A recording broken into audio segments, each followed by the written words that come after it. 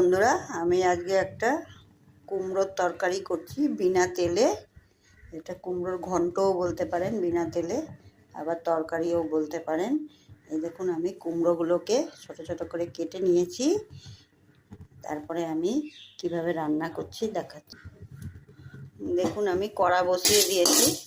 কড়ার মধ্যে, শুকনো কড়াতে দেখুন একটু জিরে ফোড়ন দিয়েছি, তার মধ্যে একটু তেজপাতা দিয়েছি।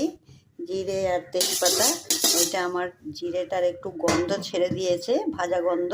তার মধ্যে আমি একটু আদা গ্রেট করে দিলাম। একটু আদাটা গ্রেট করে দেওয়ার পরে এর মধ্যে আমি তিনটে কাঁচা লঙ্কা দিলাম।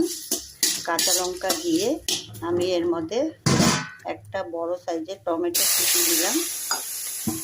দিয়ে এটাকে একটু টমেটোটা একটু নাড়াচাড়া করে তার মধ্যে আমি একটু গুঁড়ো মশলা অ্যাড করবো। এর মধ্যে বেশি গুঁড়ো মশলা দেবো না। একটু নুন নিয়েছি, একটু লঙ্কার গুঁড়ো নিয়েছি, একটু হলুদ নিয়েছি, একটু চিনি নিয়েছি। আমি সবগুলো একসঙ্গে দিয়ে দিলাম। দিয়ে সামান্য একটু জল দিলাম। দিয়ে এটাকে একটু কষাবো। কষিয়ে তারপরে আমি কুমড়োগুলো দিয়ে দেবো।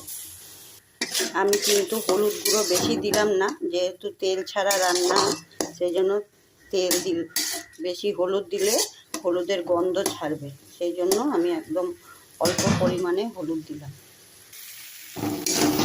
দেখুন বন্ধুরা, আমার টমেটোটা পুরো ম্যাশ হয়ে গেছে। আমি এর মধ্যে একটু ধনে পাতা দিয়ে দিলাম। ধনে পাতাটা দিয়ে নাড়াচাড়া করে আমি এটা কুমড়োটা একটু দিয়ে দেবো। কুমড়োটা দিয়ে নাড়াচাড়া করে আমি একটু ঢাকা দিয়ে দেবো। দেখুন, তেল ছাড়া কুমড়োর তরকারিটা আমার এটা নরম হয়ে গেছে। কুমড়োগুলো একদম নরম হয়ে গেছে। এর মধ্যে আমি আর একটু গরম মশলা আর একটু হিং অ্যাড করলাম। তার সাথে আমি একটু ধনে পাতা কুচি দিলাম। দিয়ে এটাকে নাড়াচাড়া করে এখন আমি নামিয়ে দেবো। তেল ছাড়া কুমড়োর তরকারি আমার কমপ্লিট। এবার আমি গ্যাস অফ করে দিব। এইভাবে একবার তেল ছাড়া বানিয়ে দেখবেন, কিন্তু খুবই টেস্ট হয়েছে। আপনারা তো বুঝতে পারছেন না, একবার বানিয়ে দেখবেন।